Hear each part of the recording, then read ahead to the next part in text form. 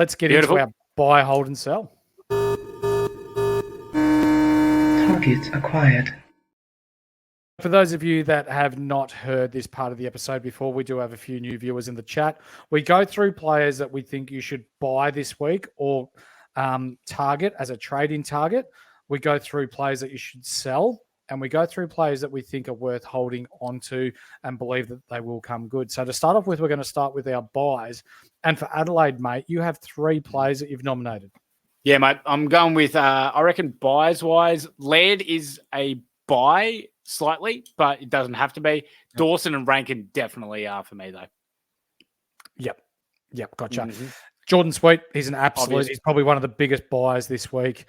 Tommy Green, absolutely.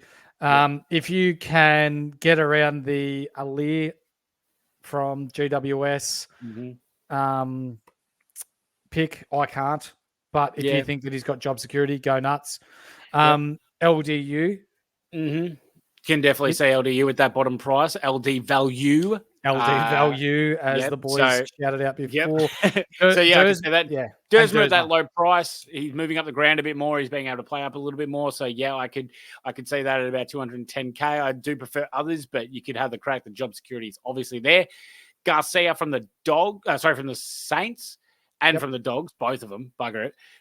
Both of them, you can definitely have a crack on at that low price. Job securities are all right. Low break evens. Love it.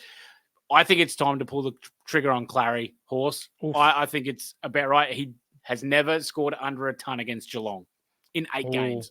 That's huge. Yep. And currently sitting at 466. It is. Yep. I reckon it could be prime for the picking. It just depends on if that Andy's 100% ready. Yeah. Yep.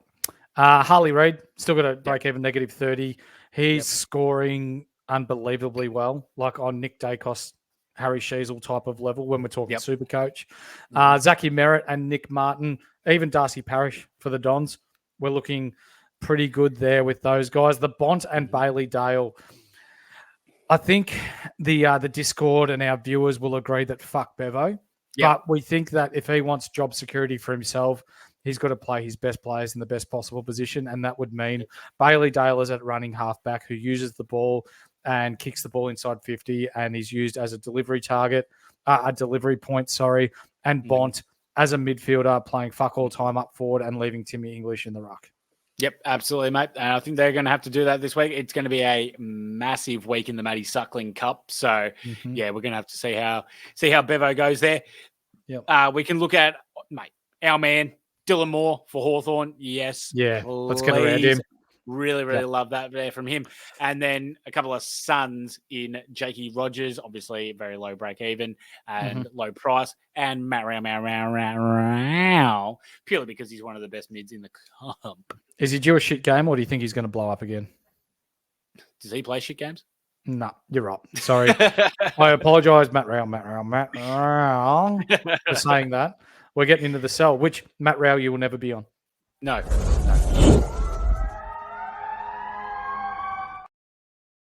So these are the players that we think that you should sell before they lose value, or we think are not going anywhere that may still be stuck on your teams. And to start off with, we've got the bloke who drives his car in reverse just to save Ks. It's the crouch potato. Yep.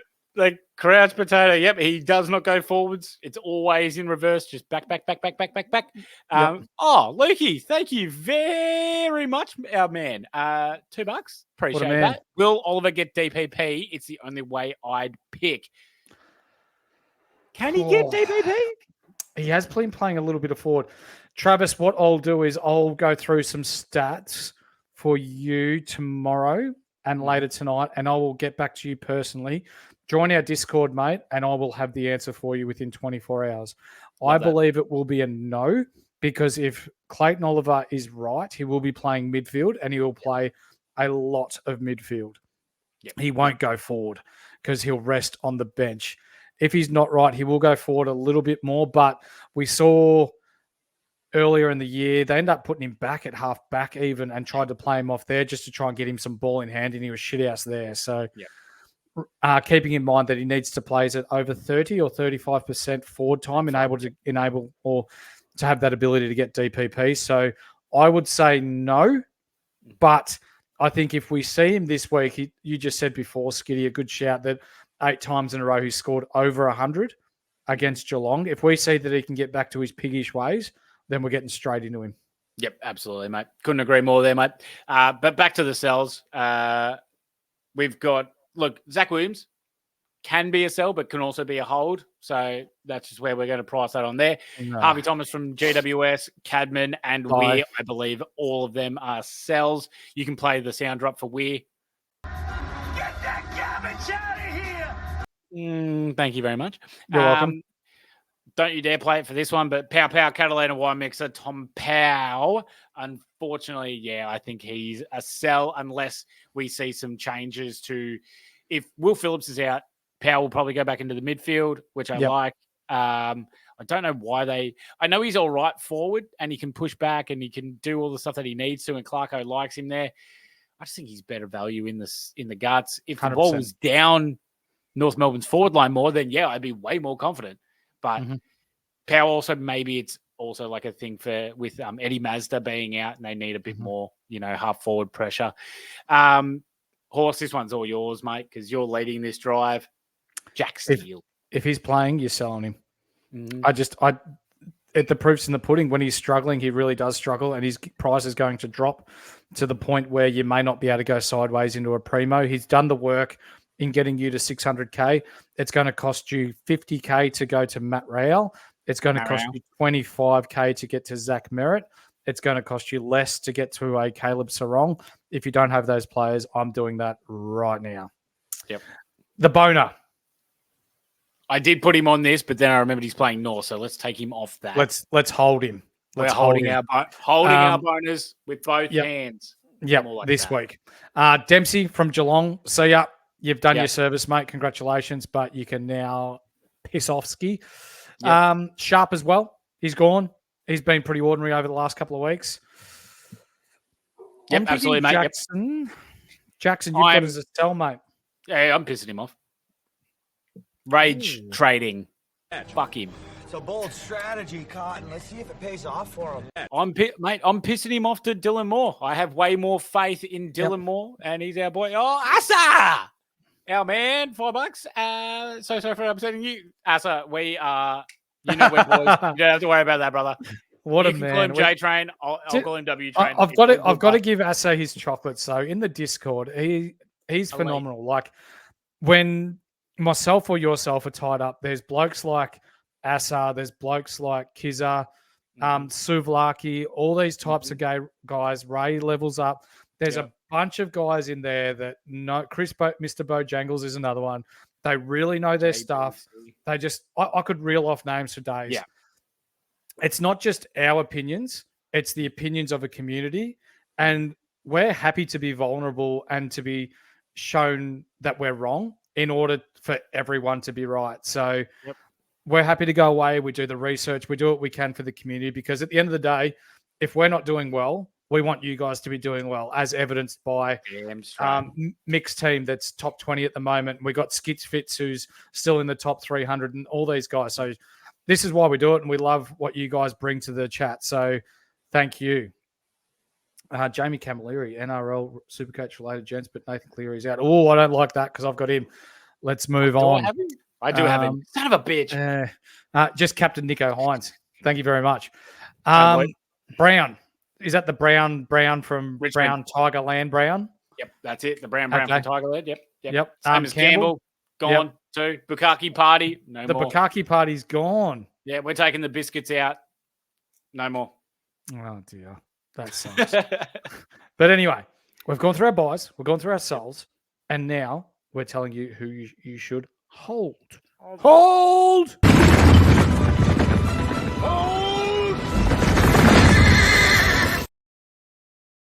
We love a bit of Braveheart, mate. Absolutely, mate. And for those of you that went early or went on Minge's Hinge or Hinge's Minge, hold him. He had one off week last week, but he has been playing all right. So just hold him. For those of you that were considering trading Connor Rozee, don't. Correct. He may drop cash, but he's the type. You see how silky he is. He could play forward and have 20 touches, kick 2 or 3 goals, and still score 110 points. Jeez, imagine if he was a forward DPP. Oh my God, he'd be in every goddamn team. He'd be fantastic. And also, just quickly, coming in 955th. Congratulations, top 1K. At a boy, Ian. That's fantastic to see. Love that.